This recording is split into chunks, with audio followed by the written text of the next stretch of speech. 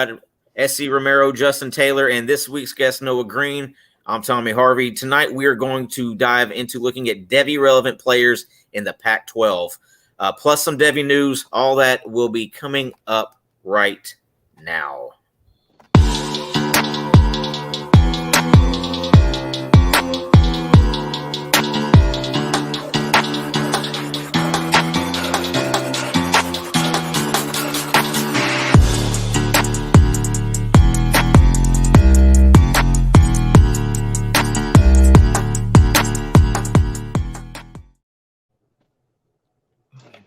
How you guys doing tonight?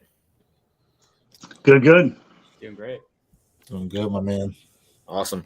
Hey, before we jump into a little bit of Devy news, do us a favor. Everybody hit the thumbs up and subscribe. As always, if you'd like to know when we go live, just make sure you also hit that notification bell. A little bit of Devy news to start off the show tonight. Seydou Traore has committed to play wide receiver at Mississippi State. That I know he wanted to play that at Colorado, and he felt kind of tricked into going there. So now he has moved on to Mississippi State. He was a tight end, right? At Colorado? He was a tight end. Yeah, he was a tight end. Transferred to Colorado to play wide receiver, and then they kind of told him, "Hey, you're going to play tight end here too." He didn't like that, so he transferred to Mississippi State. Nice. Originally from Arkansas State, correct? Correct. Originally at Arkansas State with old Butch Jones down there. Also here, four-star quarterback Damon Williams Jr. has decommitted from Ole Miss. Indications are he is trending towards Arizona. And five-star wide receiver Cam Coleman has committed to Texas A&M. Those are a couple of guys to look for in your Devy dress for next year, particularly Cam Coleman at Texas A&M. Let's move on to our next topic. We got running backs. These all right, guys. Matrix graphics are doing it. Yeah. Really, I made those yesterday. I dig it. All right. Let me throw up the list of our Pac-12 running backs here. That way, everybody can kind of follow along with us. Pac-12 running backs aren't that good as far as Devy terms. I mean, you may have a couple of them here: Jaden Ott, Jaquindon Jackson, Damian Martinez. But other than that, who else are we looking at from that running back position in a Devy draft? Bucky Irving. Okay, Bucky Irving, sure. Okay, I don't know if he's got the size, but okay. I mean, sticking in Oregon, I'm looking at Dante Dowdwell, for a Devy. Later Devy round picks, I like him. Later, yeah. Just a bigger running back that if he, ends up starting, he could possibly take it away from Bucky Irving. But they're kind of two different backs. Bucky, to me, is more of your outside runner, where Dante can run straight through the tackles, right? So I feel that you can see them both as a thunder and lightning in Oregon. And if utilized right, that will only increase Dante Dowdwell's projections, because we kind of already know where Bucky Irving is as far as in this class. Where Dante's going in, it's all over the mix, right? Anything can happen as these freshmen. So I like him as a later round pick when it comes to it. But I mean, outside of it, there's not a lot of hype. Like I can't see myself right now taking any of these guys in the first round of a rookie draft. So a Devy draft alone, I'm just like, they're all flyers for me. Yeah, I mean, you got like I said, you got Jaden Ott who had a big freshman year at California last year, but then they go in and add two kind of highly coveted transfer running backs with Justin Williams Thomas and who's the other, Byron Cardwell, and then Alton McCaskill had a really big freshman year at Houston. Tore his ACL in between his freshman and sophomore year, missed his entire sophomore year, transferred to Colorado. Mm-hmm. Yeah, they're not going to be any good. So is he going to be able to really show what he can do in a Power 5 atmosphere? I don't know. Jaquindon Jackson was a quarterback who who moved over to running back last year, is he a Devy asset? Damian Martinez, I think, probably has the best opportunity to be that, just because he's kind of one of those bigger, bruising running backs, has good speed, and he was just a freshman last year. So are we even looking at any of these guys right now? I'll say for me, the guy I'm on is probably Martinez first, and then Bucky Irvin second. Yeah. I'm worried about Jay Knott. I like Jay Knott, but Cal is going to be horrible. They brought in more competition. The coaching staff there is not known for really giving like one running back all the work. And my worry is he doesn't get a full workload at Cal, and the fact that they're going to be real bad this year has me worried about his Devy prospects. I like the guy as a player. He scares me on that Cal team for sure. Martinez, just the size, the body, what he did as a true freshman at Oregon State, he just basically, bowled his way to win that job last year at the end of the year, and he was just dynamite down the stretch for them. So I like him a lot. He's probably my number one guy in this group that I'm taking at Devy's. I've got him in a couple leagues. I got him in a couple C2C leagues, which he's awesome in a C2C league and CFF league. So I like him. He's probably my number one Devy guy here, but I'm probably not taking any of these guys super high. These guys are later round Devy picks for me if I'm taking them at all. JT, I'm with you. I got Martinez and Irving are my top two that I'm going in Devy drafts. Marshawn Lloyd is in the conversation for 3 for me because I loved his recruiting pedigree.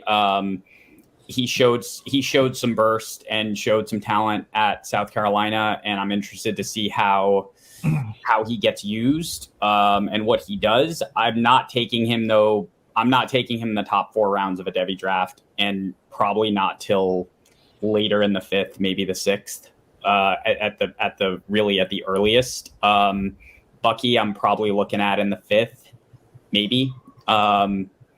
Martinez, I'd consider maybe in the late 4th.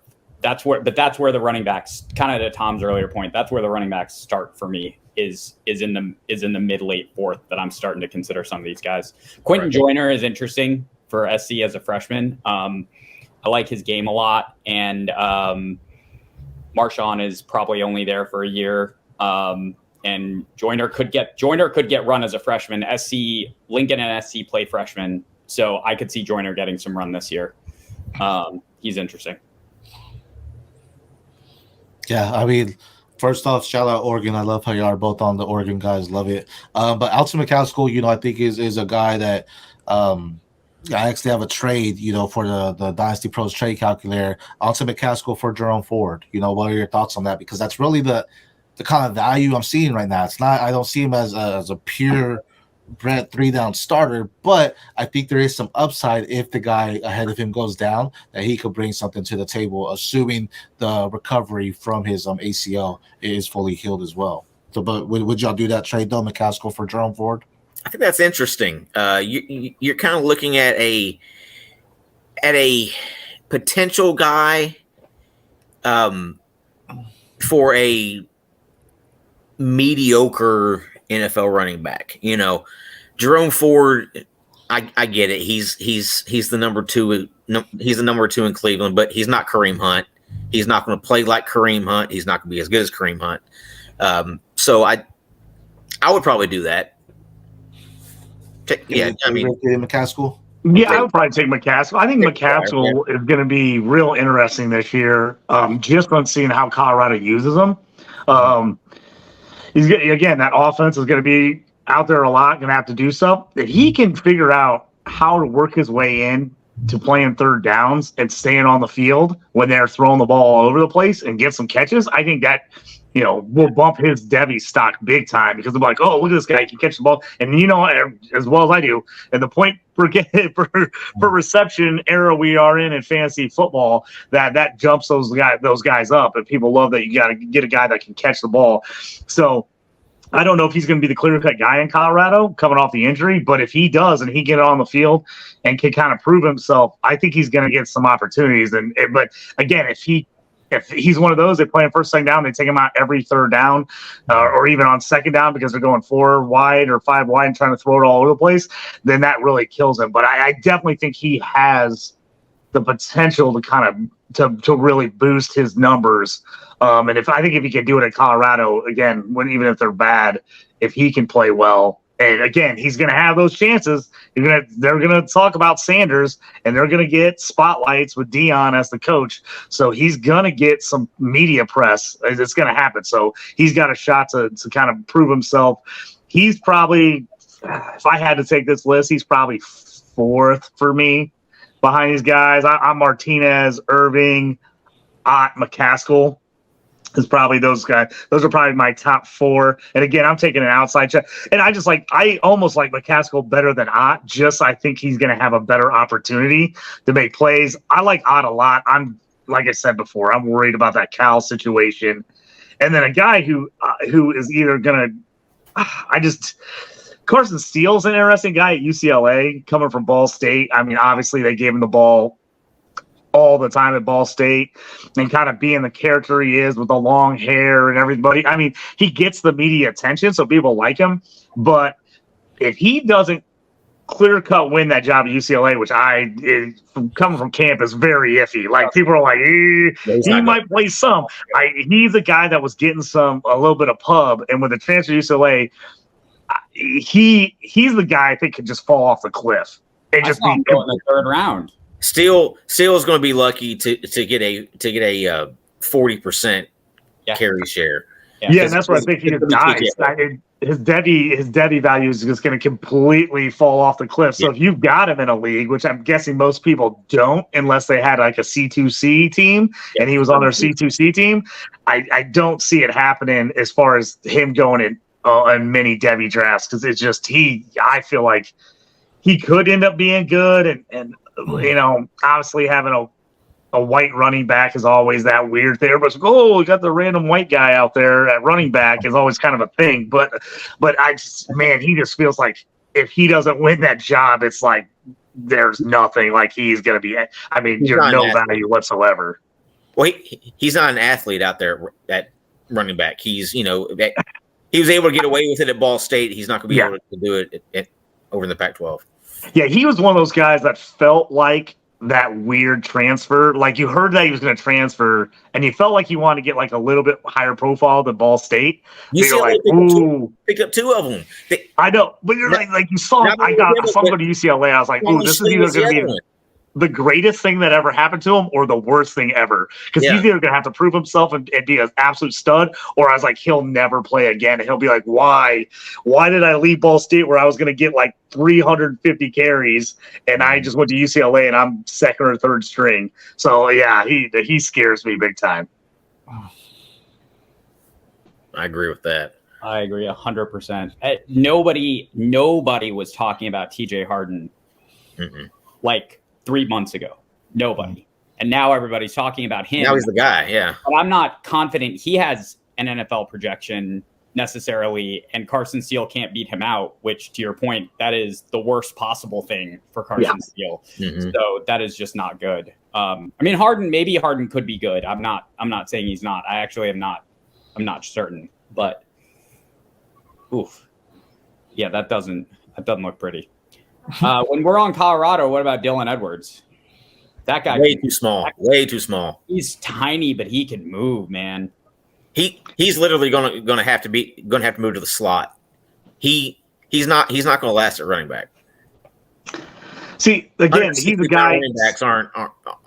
If you're doing C2C or CFF, I like him. I'm taking a shot on him. If I'm going straight Devy, I'm not. There's no way, because I just don't think he has any kind of weight, height profile that anybody in the NFL outside. I mean, you got Deuce Vaughn drafted this year, and that was, he was amazing. I mean, he put up amazing stats for year after year to even get a chance. I don't think I don't think he's going to do Deuce Vaughn things at all. So I'm not taking him. Well, Deuce Vaughn also benefited from the fact that his dad worked in the Cowboys organization. So I agree with you on that one. Sure thing. He does. All right, guys. I think that's going to do it for tonight's show. For more content, head on over to DynastyProsFootball.com. Thanks for tuning in. Also, if you haven't done so already, hit that thumbs up and subscribe. For SC, JT, and Noah, I'm Tommy Harvey. We shall see you guys next time.